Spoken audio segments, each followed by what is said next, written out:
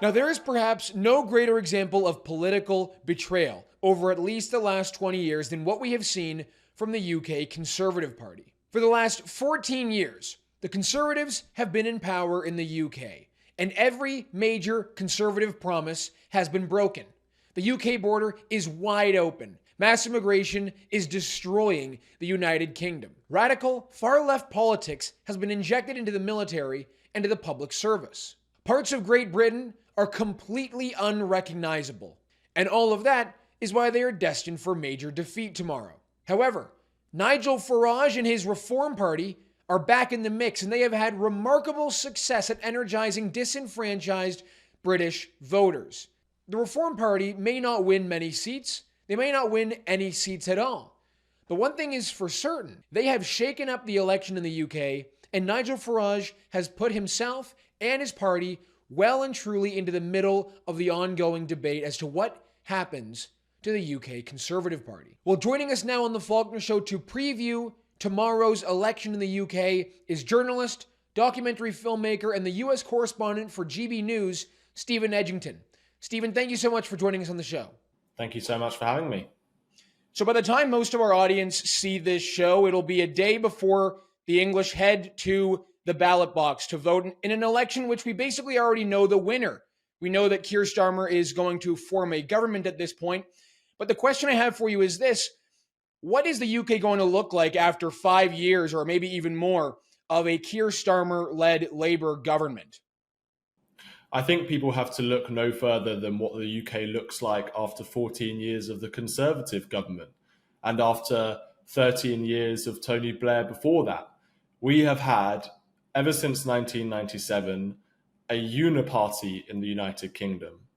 The Conservatives and Labour essentially agree on all of the major issues in the UK, particularly when it comes to immigration. They both support open borders.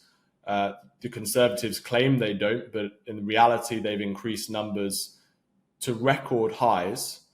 And Labour, as we know, are very soft on immigration as well. So on that issue, they agree. On the issue of taxes, the tax burden in the UK is the highest it's been in almost 80 years under a Conservative government. Again, we know Labour like high taxes, particularly, they say, on the wealthy. On spending, the Conservatives have spent record amounts of taxpayer money on things like COVID relief, the NHS, welfare payments, and so on. So the UK national debt has absolutely ballooned. And I think, and even on social issues like woke issues, again, the Conservatives say one thing, they say, oh, we don't like this stuff. But in reality, the entire UK government civil service has been taken over by woke ideologues. So we're going to see 5 years more of decline. We're going to see a continuation and probably acceleration of what the Conservatives have done over the last 14 years. It's going to get worse, but it won't be too much worse than what it already is like now. So some of the fear-mongering that we've heard from the Tory party in the UK that, we don't know what could possibly happen under a Labour government, you believe that ultimately things will just continue this sort of managed decline, and things won't get totally out of control, because what we hear is that a vote for reform, for example, is going to be a vote for Labour, and any way to stop an extremely radical Labour government should be the approach that the British people take. But you think that ultimately things will just sort of maintain its path because you see no difference between both the Conservatives and the Labour Party? Keir Starmer has already won this election, and the way that the system works in the UK is that if you have a majority of, let's say, 20 or 30 or 40 in Parliament, it makes no difference if your majority is 250. You can pass any law you like as long as your party isn't split, and Labour on the main issues aren't particularly split other than, let's say, Israel or Palestine. But so I think it doesn't matter if you vote Conservative or Reform. From that perspective, Keir Starmer has already won the election. If you look at the opinion polls, he's like 20 points ahead and has been consistently for the last year or so. But what is important is two things, I think, for people who are considering voting Reform, which is the more populist Conservative Party in the UK. First of all, who do you think should be leading the opposition over the next 5 years? Should it be the Conservatives and the rump of the party who are left after the election, who are most likely going to be the socially liberal wing of the party? I mean, I think almost all of the party is socially liberal, but there are a few Tory MPs who are more conservative, and they're likely to lose their seats anyway. Or do they think it should be people like Nigel Farage, who's far more charismatic and conservative than literally all of Conservative MPs? And the second thing they should be considering is, do we want to continue with the current Conservative Party? Should it exist? Does it deserve our votes? After telling us one thing over the last 14 years and doing the exact opposite, why should we reward failure? Why should we reward ministers and MPs who have totally betrayed us on issues like immigration? Should that Conservative Party simply die? And I think many people in the UK, there's a campaign called Zero Seats, which is 0 seats for the Conservatives. And I think it's really important for voters to think about that. Why should the Conservative Party continue to exist if it's not conservative in any way? I think that they have no right to exist. And Tory ministers, I mean, even the Conservative, supposedly right-wing, like part of the Conservative Party, they are just as woke as the lefties. Look at Kemi Badenoch the other day. She's meant to be a very socially conservative, anti-woke minister. She's, she's anti-trans, blah, blah, blah. And then recently she put out a tweet using the phrase white man as a kind of insult. I mean, that's literally the language of the left. It's anti-white racism. It's disgusting. And yet we're meant to think that these people are the conservative wing of the Conservative Party. They're crazy. It's unbelievable. And so what do you think would be the path to lead to a restructuring or sort of a demolition of the Conservative Party and then a rebuilding of that party with some of the reform, with some reform members and some of the reform aspects? Because it looks as though Nigel Farage is going to win his seat in Clacton. It looks like reform may get some other seats as well. Once the election is over and the Conservatives have been, thoroughly defeated, how do you think that process actually starts? I think it means that some Conservative MPs will probably try and talk with Nigel Farage, those more on the right of the party.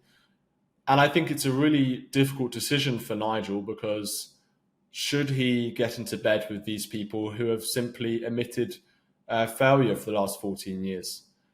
And I think, then again, there are many voters in the UK who are loyal to the Conservative Party despite everything that I've said. So maybe I think there should be a reconciliation just to unite those people. I think the problem with that is when you still have those MPs, those Conservative MPs, and that Conservative brand, who are completely ideologically opposed to literally anything that's conservative in principle or value, I still think you've basically got the same problem. So I think those people have to leave. They have to go. Right. They have to be taken away, and they should be put in other political parties where they belong, like the Liberal Democrats and the Labour Party. Those MPs have controlled the Conservative Party ever since 2005, when David Cameron was elected. And I think it's time for them to leave. And I don't think Nigel should accept anything else. We've seen this situation happen in our country when the Conservatives were so thoroughly defeated. It was one of the worst election defeats in our country's history. And there was a reform party that came up and formed an alliance with the Conservatives, and they put the reform leader in charge, and he won, and he governed for about 9 years. Then that same party, the new Conservative Party of Canada, has drifted to the center and drifted quite far left. We've seen incredibly woke policies that have been either voted, that the Conservatives have voted with the Liberal government on. They talk about all of the trans issues. They talk about diversity being Canada's strength. So I think you touched on something important, which is if this can actually happen, if the Tory party in the UK can collapse and something new can be created, unless you get people out, not even just the politicians, but I think one of the problems we have in Canada is that there are backroom staff that have stuck around for all this time that really pull the strings of the Conservative leader, that just continue to push them to the left, continue to push them to the center. We have one party now in Canada called the People's Party of Canada, and they're not nearly as successful as the Reform Party at getting people to vote for them, getting youth on their side. So I want to ask you about this, because one of the things we've seen from the Nigel Farage campaign, the Reform Party campaign, is not just incredible social media campaigning, but genuinely getting young voters on their side. There was a video, I think it came out of Cheshire, if I'm not mistaken. I might have that name wrong, but it was a video from a left-wing journalist asking young people in Britain who they would vote for, and they all said Reform. It was an incredible clip to see. But why do you think Reform has been so successful at getting young people energized and excited to vote for a completely new party that is actually addressing their concerns? Well, it was actually in Chichester, which is a very weird town to call. I actually grew up partly there.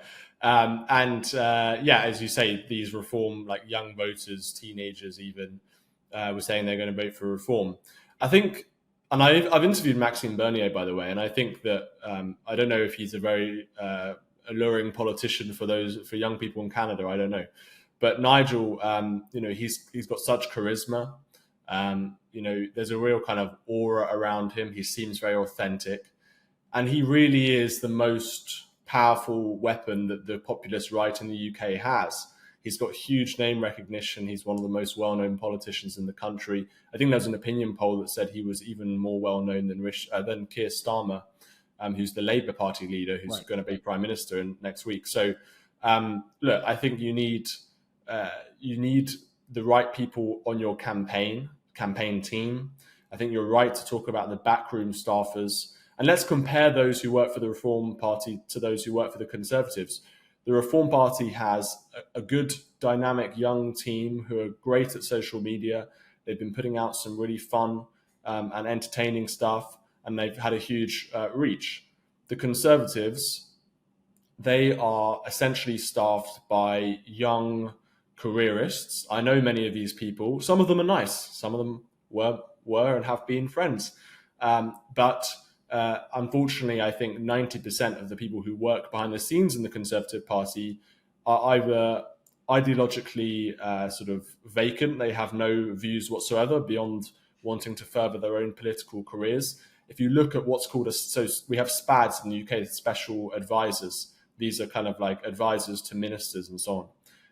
If you look at how many of them become Conservative Party candidates and become Conservative Party MPs, it's extraordinary.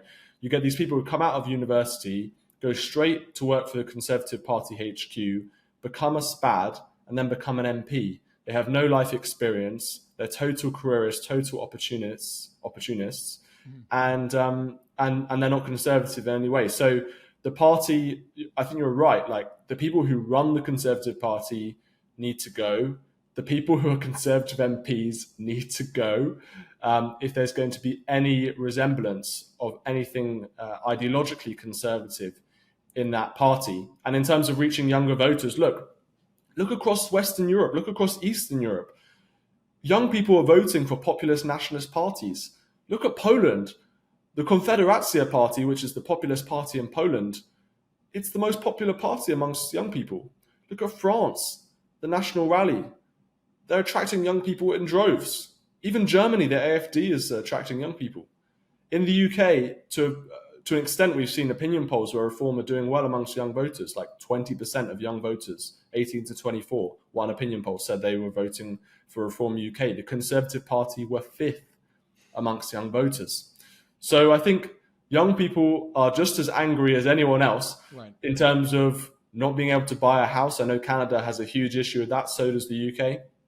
And that's particularly because of mass migration. If you increase demand, of course, prices are going to go up, and you don't increase supply. So they see all sorts of issues and where they've been completely let down by the political class. And I don't think all young people have to be necessarily socially liberal or woke. I know that, TikTok and all this, there's so many videos on there which are more conservative leaning. Even Trump in the US seems to have a big kind of cult following amongst young men in particular. So look, I think you have to sell the message right. You've got to have the right spokesperson. Maybe Maxime Bernier isn't that. I think Pierre Poilievre, again, he's been very woke on some issues. I know that. I did some reporting in Canada. I think unanimously the Conservative Party in Canada voted with the Liberals on the trans sort of banning trans conversion therapy, which is just like, why are you even Conservatives? In the UK, Rishi Sunak, and this is a huge issue where, you know, we're looking at Canada and we're like, we don't want to do this, or most people I think would think this, but on euthanasia, Yeah. Rishi Sunak said the other day he has no issue with passing a euthanasia law. Currently, it's banned in the UK, but this is meant to be the Conservative Prime Minister saying that he would allow the state to kill individuals. It's just extraordinary. And what we've seen in Canada has been one of the most disgusting, morally vacuous situations I've ever reported on. The case of Christine Gauthier, the Paralympian who was offered euthanasia instead of a disabled ramp when she called the government. I think, look, it just seems there's so many comparisons between our countries. And I'm interested to see what happens with Pierre Poilievre, because I know he looks like he may win next year. Yeah, it's certainly looking that way. There was just a by-election in downtown Toronto that is a Liberal stronghold seat, and it flipped to Conservatives, and that sort of basically spells the end of the Liberal government.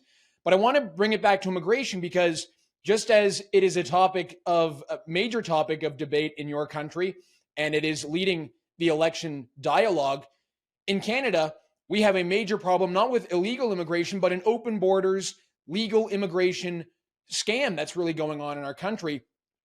Is it just sheer quantity of people that have entered the UK illegally and legally that has driven this issue to the top of people's minds when they vote in the next election? Because in Canada, it is a major issue, but our politicians don't want to touch it at all. They're afraid to be called racists.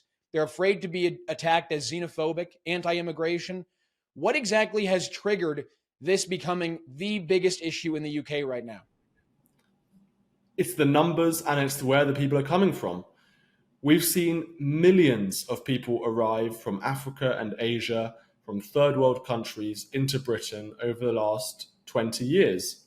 We've seen more immigration in the last 20 years than Britain has seen in the previous 1,000 years.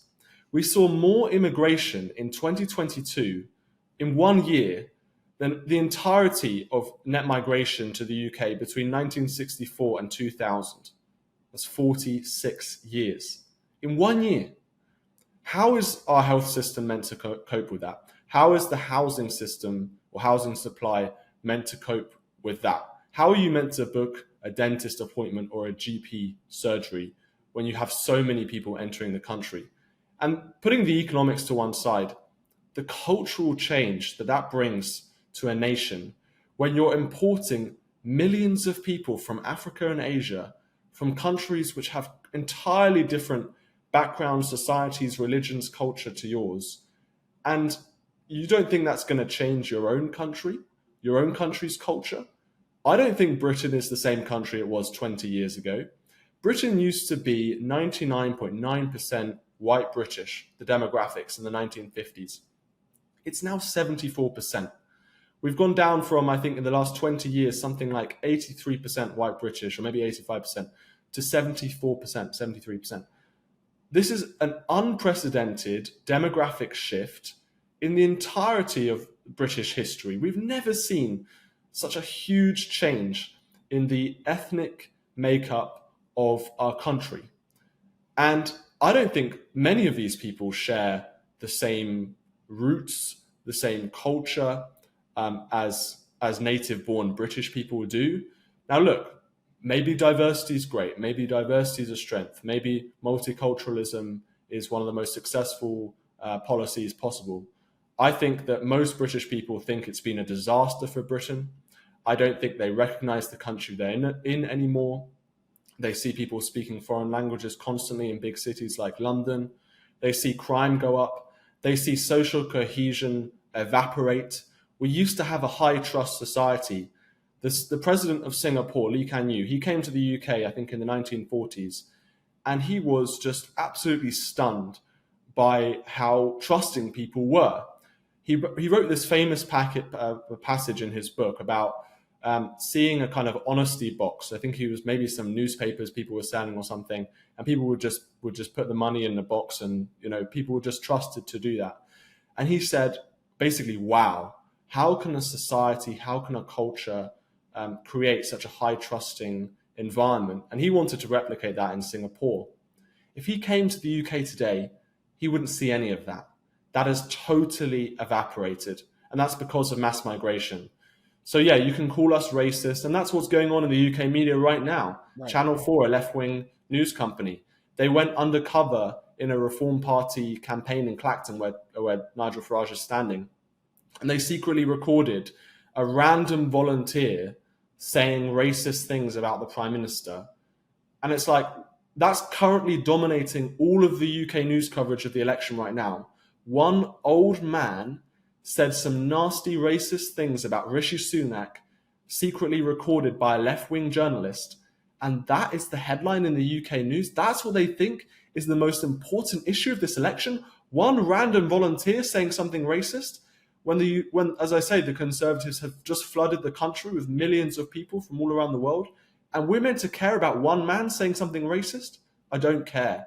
There are so many more important issues to focus on than some undercover journalist filming an old boomer saying something racist. Absolutely. We have the exact same issues happening in our major cities. We have cities that are becoming complete ethnic enclaves that are basically unrecognizable from just 10 years ago. Toronto itself is basically unrecognizable from just 3 years ago. And I'm just left with this question about why a government would do this to such a great country and such the United Kingdom. Who came up with this idea that this would be something that needed to happen? Is it for cheap foreign labor? Is it to try to expand your economy through GDP? Because we don't have the answers to that. But right now it looks as though both parties in our country, just like they are in the UK, both major parties are pushing this, and they're pretending that they're not to in the case of the Tories, but they've been the ones who have seen the largest amount of mass migration into your country. Why do you think this is actually happening to the UK? They don't care about Britain's identity. They don't care about Britain's culture. They just see it all as an economics game and a GDP game. Rishi Sunak tweeted, I think today, celebrating the fact that the UK economy had grown by 0.7%, the GDP. Oh, we beat all of our allies in the G7. How wonderful is that? What about the GDP per capita, Rishi Sunak? That's been declining massively over the last 10 years. People's real-term wages have been stagnating. If you look at the GDP, per population, the economic story has basically been decline and stagnation for the last 20 years. And they claim that immigration is vital, is important for the economy to function, and it makes us richer. Well, it hasn't made anyone richer according to the GDP per capita figures. In fact, it's probably made us poorer, because we're simply importing cheap labor, which means that companies aren't investing in capital and in research and development. So, for example, on farms, or just robotic technology, instead of having to rely on people picking fruit and so on, which is basically just cheap labor, farmers should be investing in better technology, which would improve productivity. So yeah, I think in the UK, I think it's very much an economics game. They see it all as a kind of balance sheet. They don't care about the social consequences of immigration. It simply doesn't impact them in their kind of cushy lifestyles, or maybe they're used to growing up in so-called diverse places like London, so they just don't care about that. I think they just have a complete absence of ideology. When the UK was governed by Tony Blair and sort of the mass migration experiment was really accelerated by him, a Labour minister was heard saying one time, "We want to rub the right's noses in diversity." So I think there was a political angle from the Labour perspective, from the left-wing perspective, of actually we want to completely transform the demographics in Britain. There's also a political angle there. They think these people are far more likely to vote for them. The Conservatives, on the other hand, as I say, they're just obsessed with economics. They have no care about the culture. They have no care about the history of this nation. And they're just utterly naive to the consequences. I think there's also some of, the political kind of, we love diversity. Rishi Sunak, he once held up a coin saying, there's a famous picture of him, "Diversity built Britain." And, this is the myth and the lie they have to tell themselves. I mean, diversity did nothing to build Britain. There's these posters they put up in London, Sadiq Khan. You got this basically black lesbian woman, and it says something like, "I built London." No, you didn't. I mean, like, my ancestors built London. You had nothing to do with it. Right. You know, you've been here. Kind of ethnic minorities have been in the UK earliest, probably around the 1950s, in large numbers. So yeah, it's ideological and it's economic. That's why it's happening in the UK. I don't know about Canada. Probably the same thing. Oh, absolutely. And we have conservative premiers, the people that run our provinces. They say the exact same thing. They even say, for example, that one specific ethnic minority who hadn't come to this country until about 1910 or so, literally, the words were literally built Alberta. My audience will know exactly who I'm talking about when Danielle Smith tweeted about how Sikhs built Alberta, which is just not true. It's just a lie, and it is what we have been being fed by our leaders, by people who are running our media. It's as if we've been sold out. Our futures have been sold out. They don't care about our future generations, our children, even our grandkids, because it doesn't matter to them. They just want to either win elections or get rich if they run corporations, and they can have endless supplies of cheap foreign labor. Stephen, I want to ask you what you think the seat count is going to look like, what you see the Conservatives walking away with at the end of this election, and of course, what you think Reform is going to get out of this election. I think Reform will really struggle to win seats. They have been under relentless attack over the last 2 weeks in the media, with smears of racism allegations against volunteers, as I said. And the headlines have really been dominated by that. Nigel also made a bit of an error in one of his interviews with the BBC, where he started talking about Putin and Ukraine. He said that the West was to blame for Putin's invasion for Ukraine. There may be a bit more nuance to that, but him just talking about that issue is such a difficult topic. He may be right, he may be wrong, I don't know. But in the UK, people are incredibly pro-Ukraine, anti-Putin, especially his kind of boomer voter base. So I think that was a bit of an error. So do I think Reform will do well? I think Reform will get a lot of votes. I think they'll get 15%, they'll get 16% of the votes, and that will be an amazing outcome for them. I think they will win. They'll struggle to win very many MPs. That's just the way the system works. Hopefully, I think Nigel will win. And I think that's really important. Getting him in Parliament, getting him a voice there is vital, and he'll cause a lot of trouble. I think they might win a few other seats, but probably beyond that, it's very difficult. Unless they really surprise us on election day and they get 20, 19% of the vote, they could win. We're looking at more like a dozen, 20 seats maybe. The Conservatives, I think they'll win around 100, maybe, hopefully fewer.